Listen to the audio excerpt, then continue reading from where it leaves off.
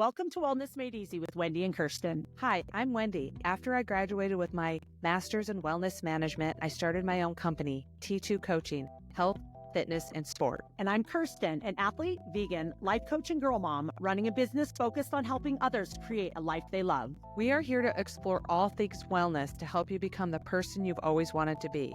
So if that's why you're here, open your ears and your mind as we tackle the world of wellness together. Hey everyone. Hi Wendy. Kirsten, how are you?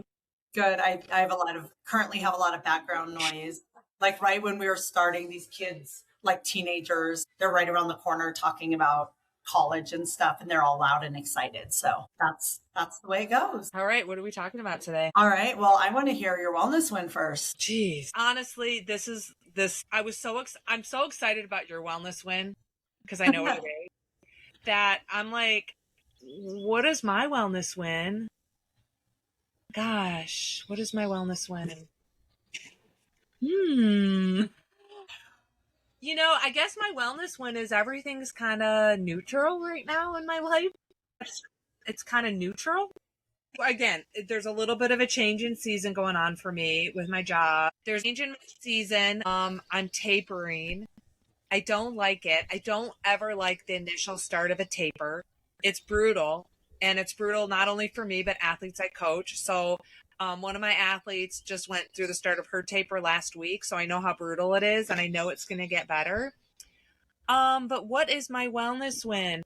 Oh, you know, Don and I did something a little different. We went to a concert last week on a Thursday night, and we stayed in a hotel. We stayed in a hotel. So I think that was my wellness win. And then we woke up and we went to a new state park, and we did a little hike. So that was a wellness win, spending a little extra time with my husband, doing something we never do.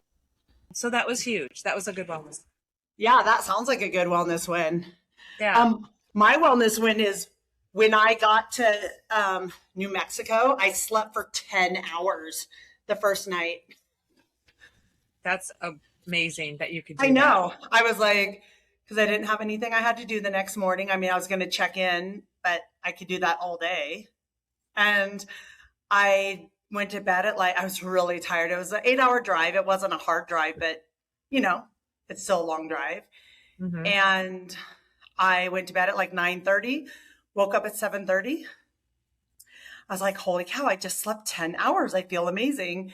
And then that was Thursday night. And then Friday night, I slept for 9 hours. And the race was Saturday? The race was Sunday. No, the night before the race, I slept 4 hours. Yeah, I don't know if I can sleep that much. I mean, just starting my taper, I feel exhausted. Like I'm exhausted. And I definitely needed a recovery week last week, but I pushed through it because I didn't want a recovery week and then 2-week taper. It's just too much. Right. Yeah. It messed up the taper. The timing of everything was messing up I like a 2-week taper before a 50K. And so I pushed through last week when I needed more of a recovery week last week. So starting this week, I mean, it's strange. I'm exhausted. I'm kind of coming out of it, but I don't really want to do anything. Right.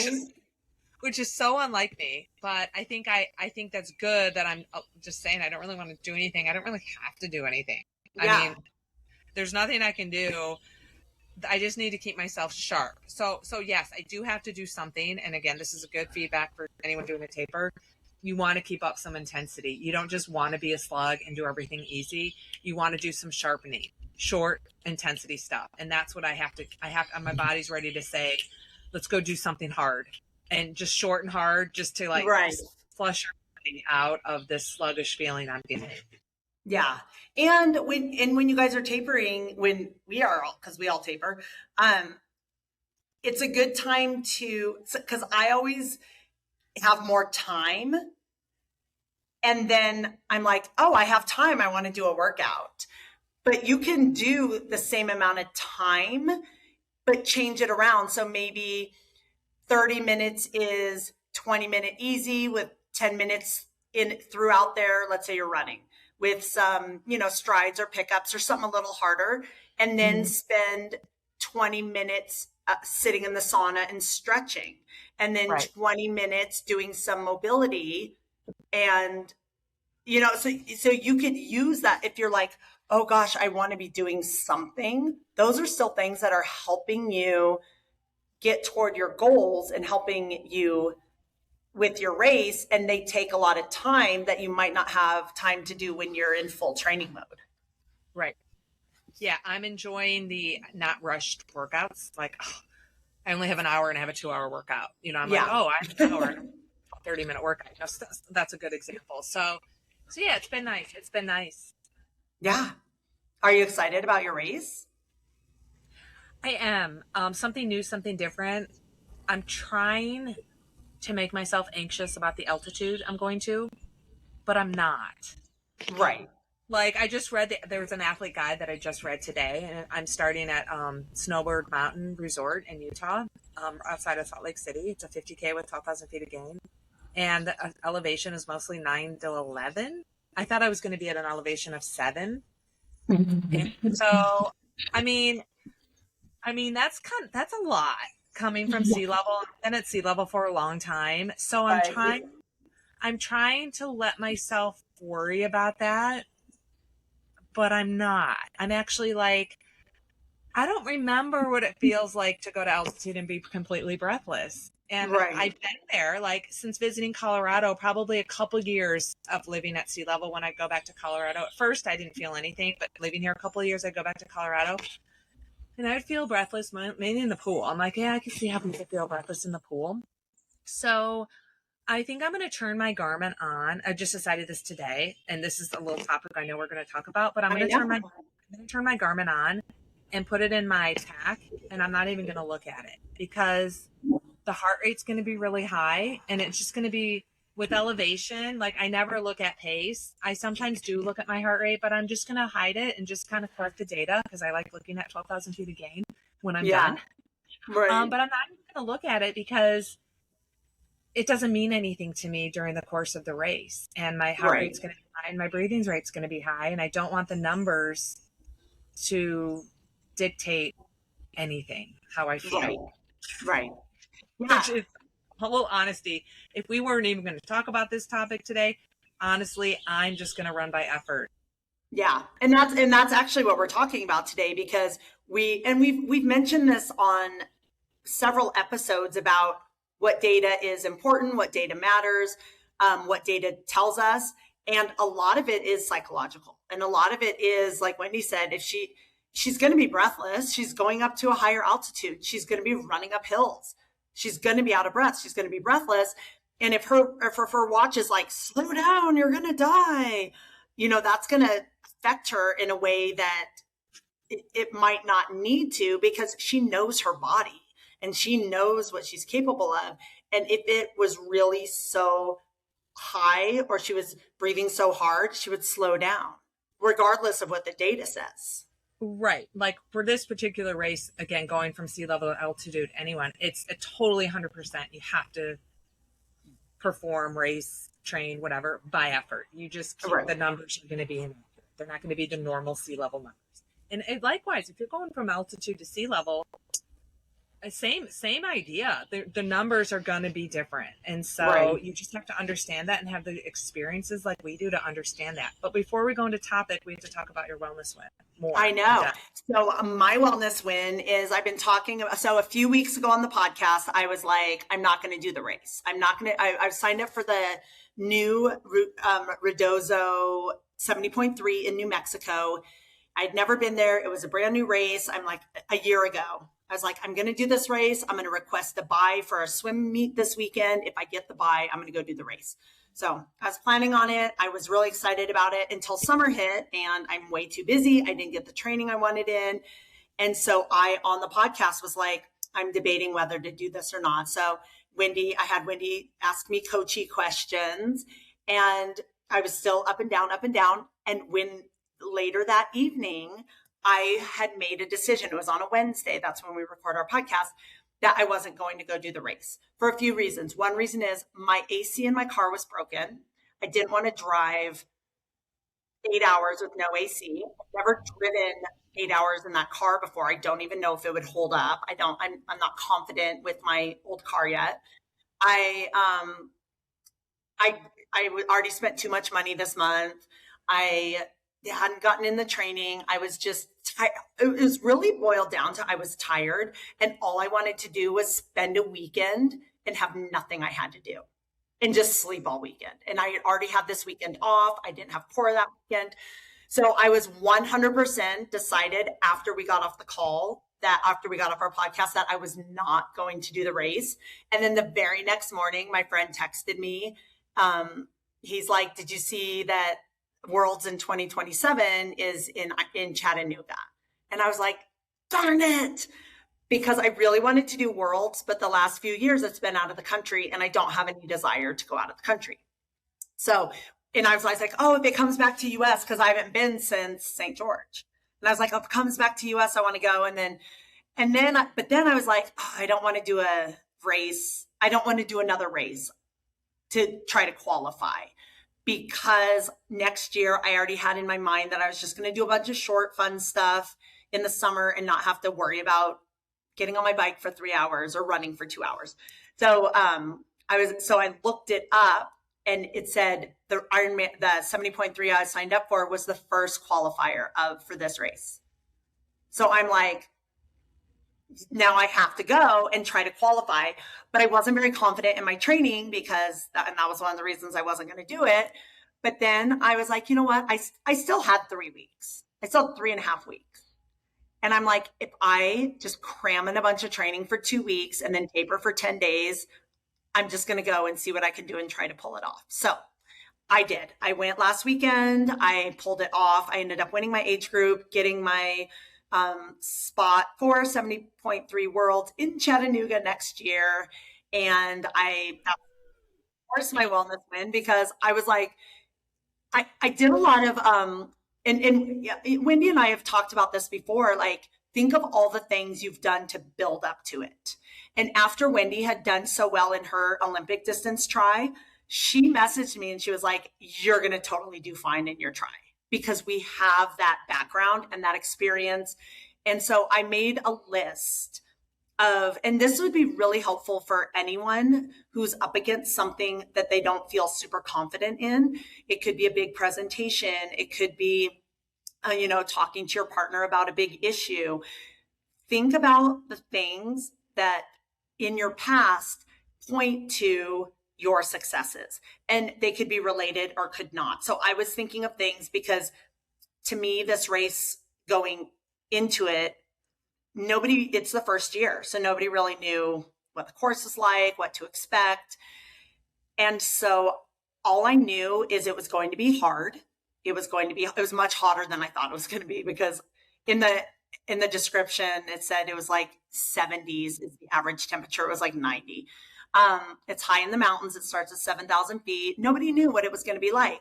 So I made kind of an inventory of all the things that I've done that have been hard, that I've gotten through, and that shows me that I can do something really hard. And number one on my list was becoming a blue belt in jiu-jitsu. Like, out of all the athletic things I've done that make me a good endurance athlete, that's not one of them. But that mentally was one of the hardest things I've done in the past. Oh, I can't say 10 years, because having a child is very, very hard. And she's Right. 8. But other than that, like, becoming a blue belt in jiu-jitsu has been such a hard journey for me mentally and emotionally. That was at the top of my list. I'm like, I could do this race. I'm a blue belt in jiu-jitsu. And so that was one of my things. And I had a whole list of kind of, I guess, to help pump me up, to give me the confidence to go out. And because if you go into something feeling defeated, I've coached people like this. I know you have too, Wendy, and we have to talk them off the ledge. They go in with all the worst case scenarios. I didn't sleep well. My stomach's been hurt. Just, there's so many things going into a race. Nobody's ever going to feel perfect going into a race.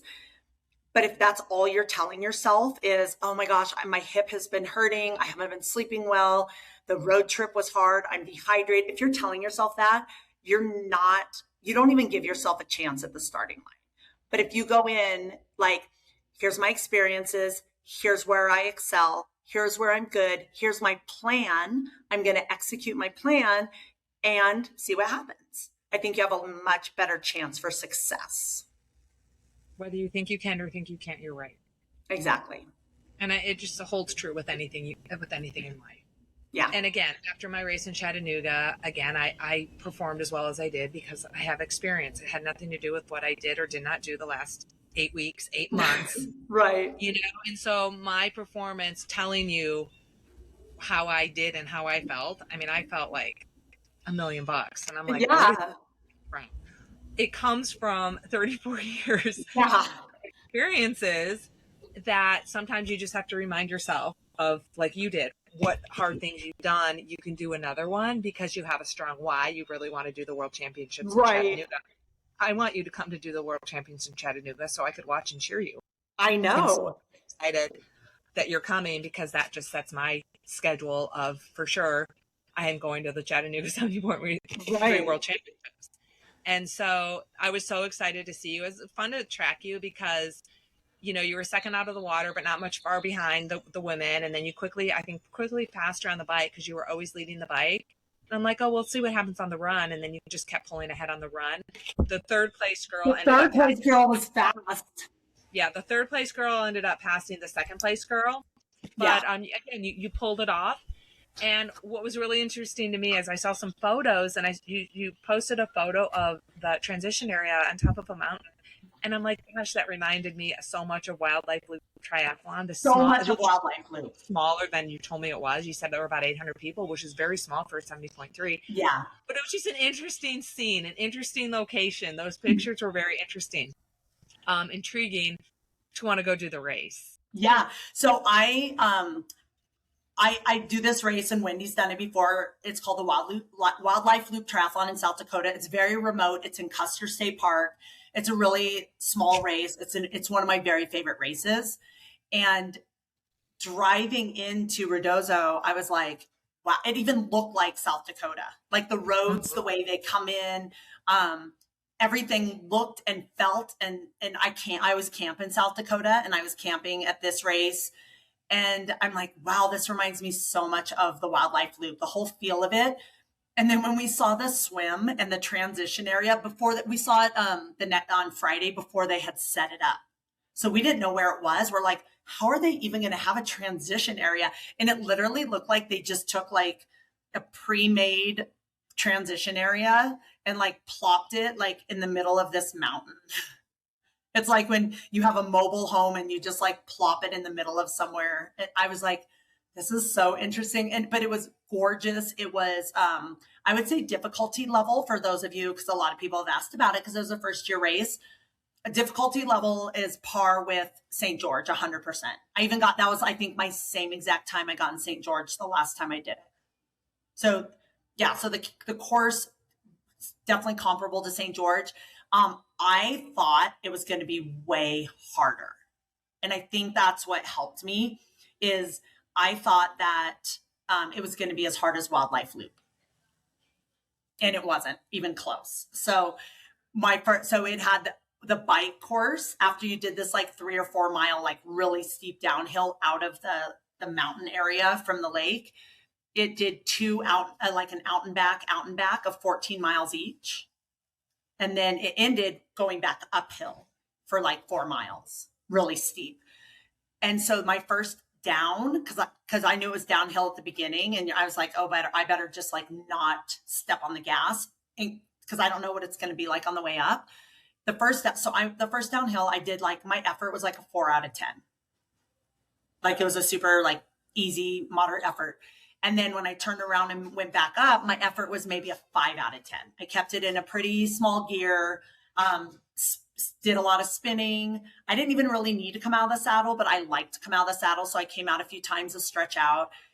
And when I got to the turnaround to go back downhill, I was like, oh my gosh, that was so much easier than I thought. So then my second loop was actually faster. So then I picked up my effort, and I think that helped a lot with me. I felt really good coming off the bike, and my run was slow for my normal run, but the run was really, really hard. The run was a little more comparable to Wildlife Loop, but the bike was much easier. I can't hear you at all. Can you hear me now? Yes. Yes. Someone called and my phone's connected to the Oh, computer. If someone calls, it gets rid of it. yeah. Get rid of the connection.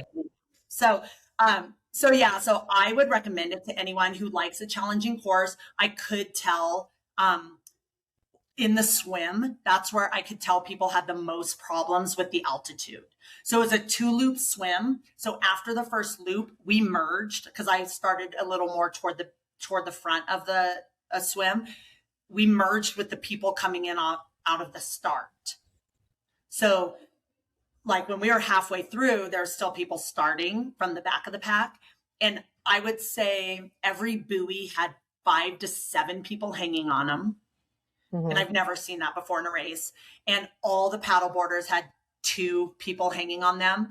And just looking up when I was sighting, so many people just doing breaststroke pull and just like their face out of the water, like really struggling. So I think that's where it really mattered. Like you said, when you swim at higher altitude, you can feel your heart rate up a little bit, but you're a great swimmer, so it doesn't affect you as much because you know you'll be okay. But I think that's where, if you're interested in doing this race and you do live at low elevation and you don't have any way to train at higher elevation, I would do a lot more hypoxic work. That's just what I would like. It didn't affect me at all because it wasn't that much higher than where we live, but that's where I saw it affecting more people. So what would you recommend, Wendy, for people who can't get to a high altitude, who live at low altitude, but want to get through that swim? Just training at altitude when you live at sea level, doing sauna. I've heard and I've looked up studies that say 20 minutes in the sauna a few days a week leading up to the race can get you that acclimatization. And I knew the first year I lived here when I trained for Kona, I would train at like 3, 4, 5 in the afternoon. I'd go for a run when it was super hot and humid. And I felt, before I knew this was an altitude effect, I felt like training in the thick heat and humidity at sea level has the effects of altitude training with red blood cells and all that. I felt that, and that ended up being true. That's when I started looking at studies. Maybe it was about 8 or 9 years ago. I've lived here 10 years. So that's number one is if you live at sea level when it's hot and humid, that can help increase your red blood cells like altitude does. Doing the sauna, like I said, 20 minutes, they say, is that sweet spot. I started doing that a couple weeks ago, and then it just got so hot and humid here. I'm like, I don't even want to go. You're like, I don't even need the sauna to feel this way. But I think hypoxic, like I did a hypoxic set with my master swim class, and I told them the reason I do this is so you get used to being breathless because you're forced to hold your breath in case you're in open water and you get kicked or you get water splashed in your face and you miss a breath, or just the anxiety that you may have in open water. Anxiety level is going to create breathlessness. Doing hypoxic stuff where like you breathe every 5, 7 or 9 or 11 strokes. I can breathe every 11 strokes for like 100. That barely gets me a breath per length. And I train my body to be able to do that. So I get that breathless feeling. I force myself to be breathless because I know all I have to do is turn my head and get an air. Like it's a controlled breathing thing. Doing a 25 or a 50 without a breath. It's controlled. You're in an environment where you could get a breath anytime you want. It's not forced. If you freak out, you put your feet down. Yeah. So I think that really helps. Is again just getting uncomfortable with being breathless, and the ability to easily catch your breath by standing up or floating. Yeah, I would say hypoxic sets also. One thing that I think really helped me, now that you mentioned that, is I don't have time to train in the morning here. And it's been in the 90s for like 4 weeks. And so I like my one long run I did it like 2 weeks before the race. It was on a Monday. I started at 1:00 and it was 91 degrees. Mm-hmm. And that was the only time I could go do that run. Which is great because you're running in your race. You're running at 10, 11, 12, 1:00 anyways. Yeah. So I think the fact that I couldn't train in the morning and all my training was in the middle of the day helped me also. And it wasn't like a lot of those trainings were 30 minutes of me running up and down stairs.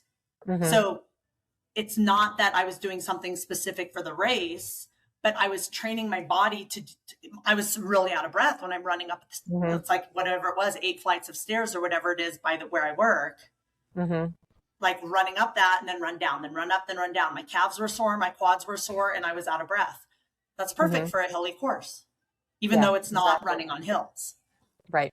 So, and even though it's only 30 minutes instead of 90 minutes, all of those little things I think played into me having a successful race. Yeah. So yay. So one of the things that I did, that happened during the race, it was race morning.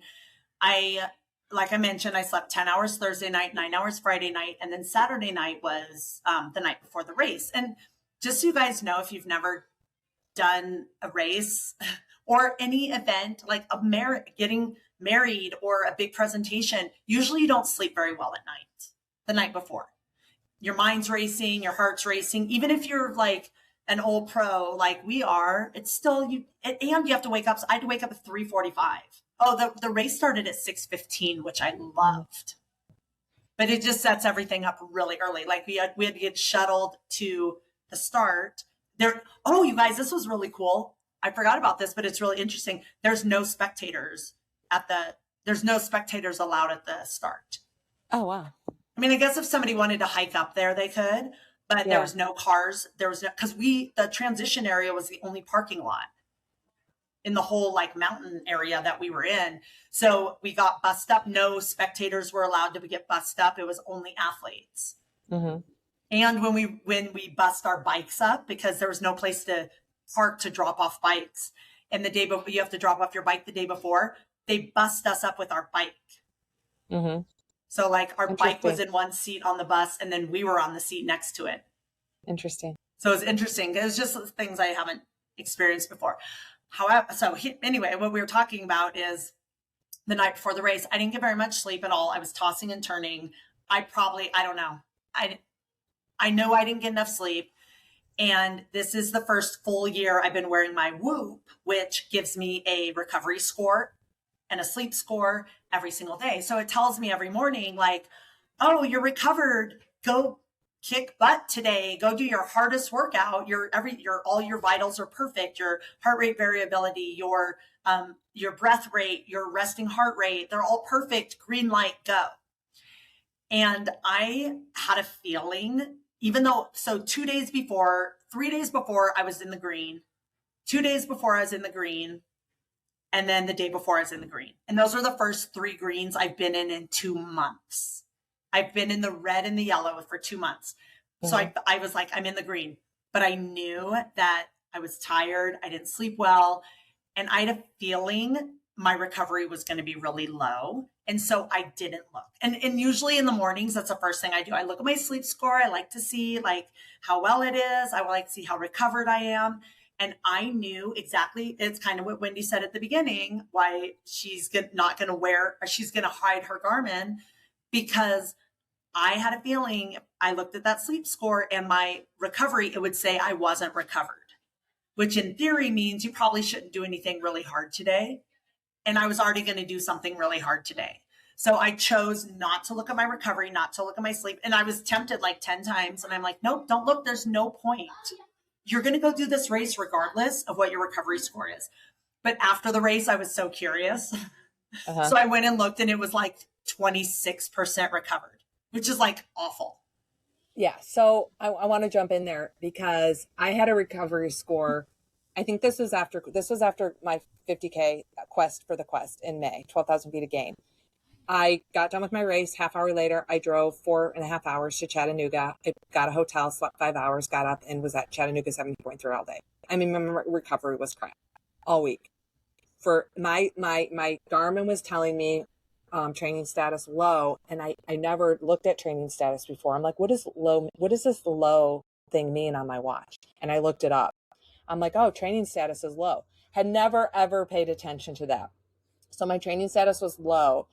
And I think it was 3 weeks after Quest that I did a 10K, and my training status was low. And I felt tired from the race, but I felt okay. I mean, like I knew I didn't feel like horrible, but I'm like, okay.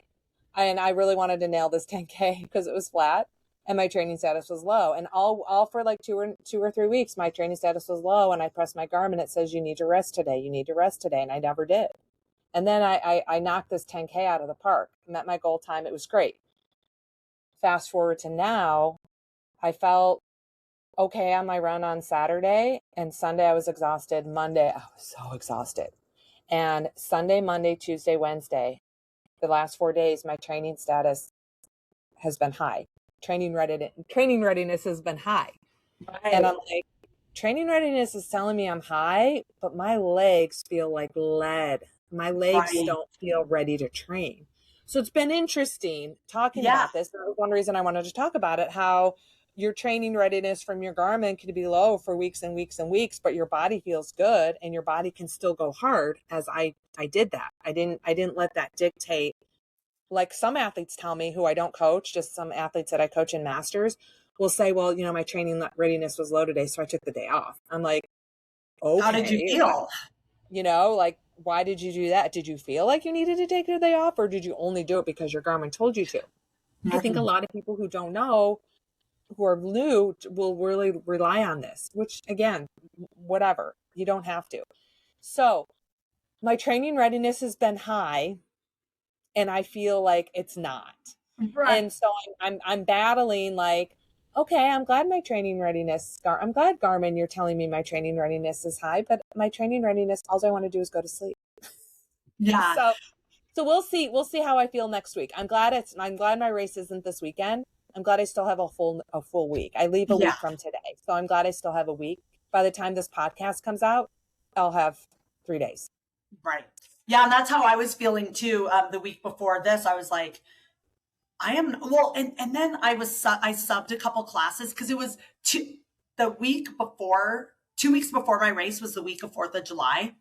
And I just happened to have more time because we had 2 days off from practice. We had a bye for swimming. Like I had all this time and I was like, oh, I'm just going to go do a little something. But then when I added up my hours, I'm like, crap, that wasn't a taper at all. Like that was just, I felt like a taper because I had time. Right. To do things. So it was like, I was like, oh, I have 3 hours. I'm going to bike for an hour and a half because it's not a 3-hour ride. It's an hour and a half ride. But when I added up over with me subbing classes and stuff over the week, I was like, ooh, I'm glad I have one more week. And I was the same way. It's the 4th of July weekend. I did the park run 5K and that was the weekend before the race. And it felt like I had like sloth legs. It was like my heart rate was 1,000,000 and my legs didn't. It's like my heart rate, that should have been like a 20-minute 5K and it was like a 24-minute 5K. So I was like, oh my gosh, this is going to be awful. But I still had a full week. And since I was traveling half the week, that full week was actually, and I was busy because I was trying to get my oil changed because I thought I was going to take my car and then I thought they'd fix my AC, but they couldn't. And so I was at the car shop. I had a massage, which it was my first massage since March. And it was heavenly. But yeah, I was like adding all these things, trying to organize before leaving on a trip. And so then I was like, oh, I only worked out like an hour and a half that week, but it was fine. I was tapering. Yeah. So, I mean, like it's easier. I'm going to say context is everything. It's easier for me to say train by feel because 34 years ago, that's all we could do, and I think at today's day and age, kids are used to cell phones and they're used to speaker. That kids, like my granddaughter's age, when she was 10, she didn't know how to hold a phone up to her ear because all she has seen is her mom on speakerphone. And so she doesn't understand a phone. And it's like, athletes these days, there's so many Ironman events, branded events, that they don't really know of sprints and Olympics because they didn't start there. They know Ironman, they know gadgets, they know technology because of their age and how they started. And we didn't start that way. So yes, it is easy for us to say that, but I think it's really important. I created a post about how technology can rob you from the fun of just the weather's nice. I'm going to go for a ride. I'm going to go for a run because it's 50 degrees and the humidity's 20%. That doesn't happen here in Georgia, but when it does, I don't care what my training plan says. I'm going to go do something because the weather's nice. I'm going to go to Colorado and Kirsten's going to say, let's go for a 100-mile ride. And I'm going to say, I'm out of shape, but I'm going to go on a 100-mile ride with Kirsten because that's our high fun value workout. So it's really important, and we talked about this in a different way. I think it's really important that it's okay to diverge from your training plan, diverge from your metrics, and just go do something because you want the joy of doing it. You want to do it. I think it's the most important reason to train is because you want to, and you want to learn, and you want to have fun, and you don't want to be tied to a number.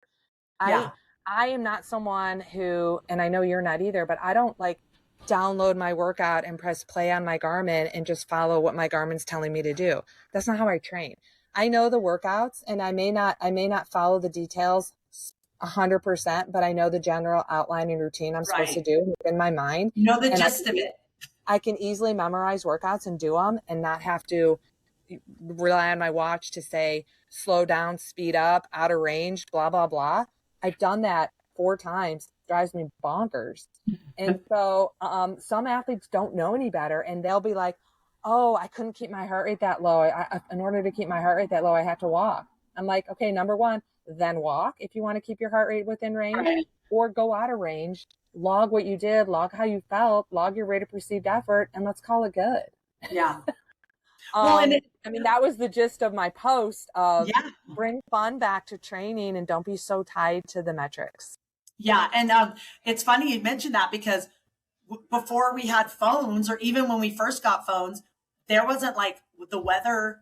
I'm sure there was some people followed weather like on the news and stuff, but like I never knew what the temperature was. I never knew what the weather was going to do. I wasn't like, oh, I better get out and run. It looks like at 2 p.m. it's going to start raining. Like you just like look outside. Yeah, we had to call time and temp. We had to call a number. 6391311. That was our time and temperature number. Yeah. So again, old school, I mean, has so many benefits to growing up and being in the sport as long as we have. It's just the reason we've been in the sport as long as we have is there's a reason. It's because we still enjoy it. We still know how to have fun. We still know how to train with a purpose and execute with a purpose. And we know how to adapt when weather changes, when we don't sleep, when we do sleep, when we don't eat, when we do eat, when we drink, all that takes into account. And I have 5 minutes. I got to go in 5 minutes. Okay. So tell me what you're most excited about for this upcoming week. My race. I'm excited to experience altitude. I'm excited just to do a different terrain, Rocky Mountain terrain versus lots of trees and root terrain. Right. I've been doing a little research. Finally, I have a week to go. I've been doing some research, like what to expect. That's what I do it too. I know Rocky Mountain-ish terrain, and I used to not enjoy it, but I think I'm going to really enjoy it. I think it's going to be really a little bit easier than the roots and the rocks that I experienced here on the East Coast when I did Quest for the Crest. And so it's all about comparison of races. And then I had this thought, it's just a thought, if I really do okay with this Rocky Mountain altitude terrain again in Utah, it's not the Rocky Mountains, I know, but it's pretty close. I may want to go do Run Rabbit Run again, which is my one and only 100-miler in Steamboat. Yeah. I like all of a sudden that popped in my mind today. I'm like, okay, this is kind of a stepping stone to see how I do in the altitude, to see how I do in this type of terrain again. And maybe I want to go do Run Rabbit Run. Yeah. Ooh, that would be awesome. Yeah. I just really miss Colorado, and I really want a reason to go to Colorado. And usually one of my reasons to go to Colorado is a race. Yes. Well, and it's a good excuse to go places. That's one thing I love about racing. Like anytime I visit a friend or every time I go to California to visit my sister, the first thing I do, I'm like, look at my schedule and I'm like, what races can I go do? Even if it's a 5K on the beach or something that's just a little bit different than what I'm used to doing. Yeah, absolutely.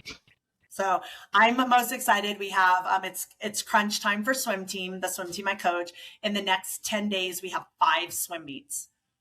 Oh, wow. So I'm like going bonkers. I'm going bananas, and then, you put in a lineup and you send it out and someone's like, oh, remember I told you I wanted to do this instead. And I'm like, did you send me a note? No, but I told you at practice. I'm like, trust me, I don't remember anything you told me at practice, but I'm really excited. Tonight we have our pre-team meet. So it's the kids who are just brand new beginners.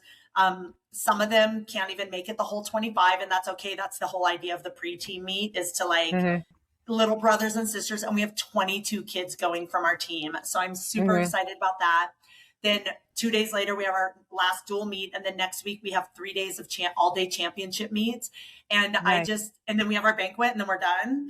And I'm excited for it to be done, but I'm enjoying every moment of these 2 stressful weeks because they are really exciting. And it's why Wendy and I do what we do. We like to see our kids excel. We like to see them do well. We like to see them excited and engaged and perform. So that's what I'm most excited about as well.